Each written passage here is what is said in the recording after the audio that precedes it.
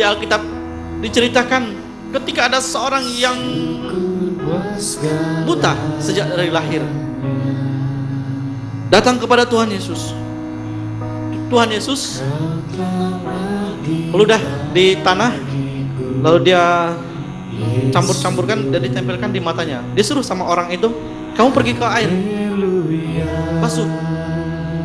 Setelah itu datang ke sini. Orang itu melakukan yang diperintahkan oleh Tuhan Yesus. Orang itu sembuh. Haleluya, Yesus. Tuhan Yesus melakukan mujizat tidak dengan cara yang sama. Ketika ada orang mati, Lazarus yang sudah 4 hari mati, Tuhan datang ke kuburnya. Dia berteriak nyaring, katakan, Lazarus, bangkit. Dari goa Lazarus bangkit dengan kondisi yang terikat. Tapi pada waktu itu ketika kita lihat bagaimana Tuhan begitu sungguh-sungguh, dia membangkitkan Lazarus dengan pola yang berbeda. Ketika dia membangkitkan seorang anak muda dari Nain, anak seorang janda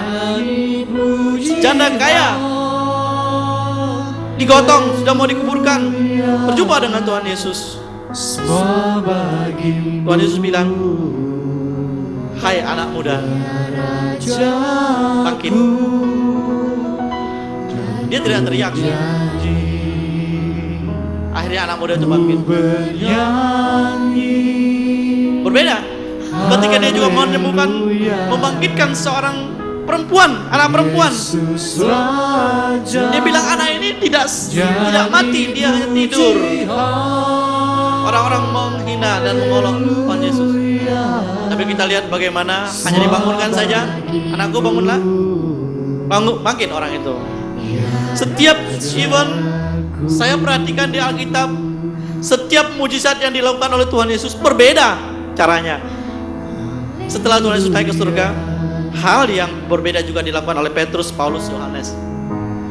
Suatu hari Petrus, Yohanes berada atau mau masuk ke bait Allah. Di situ ada seorang yang lumpuh sudah lama. Petrus dan Yohanes melihat dan menatap orang itu. Orang lumpuh itu mengharapkan sesuatu dari Yohanes dan Petrus. Dia mengharapkan supaya ada belas kasihan, mungkin kasih uang, kasih apa.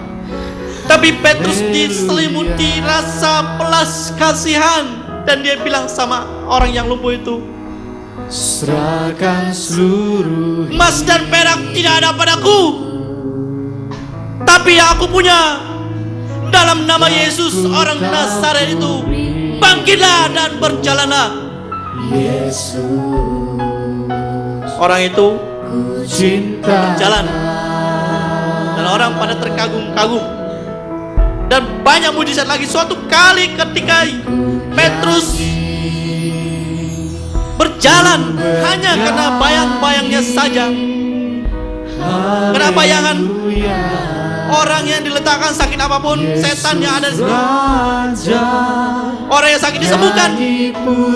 Luar biasa, tidak ada yang sama ketika Tuhan ingin menyembuhkan.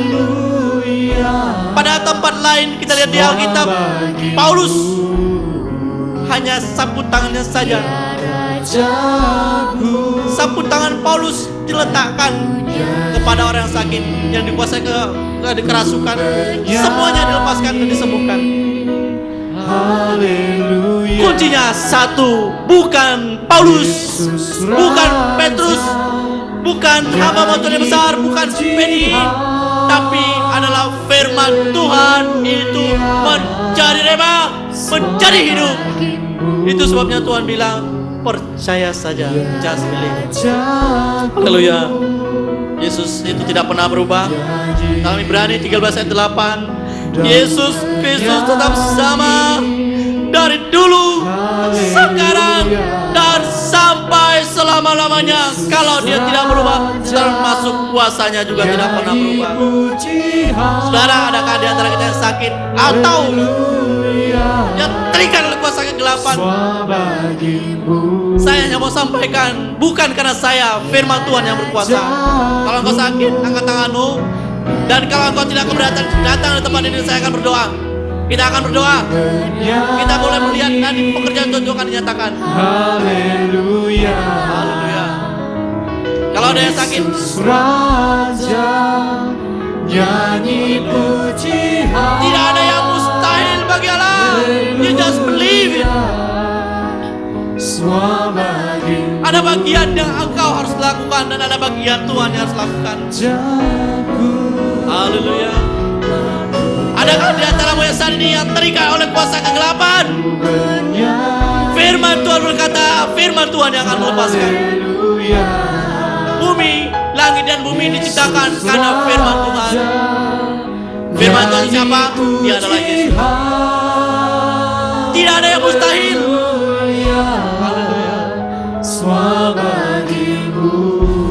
Yes Lord. Kita akan persembahkan ini semua untuk Tuhan, bukan karena siapa-siapa. Kita percaya mujizat telah banyak terjadi di tempat ini.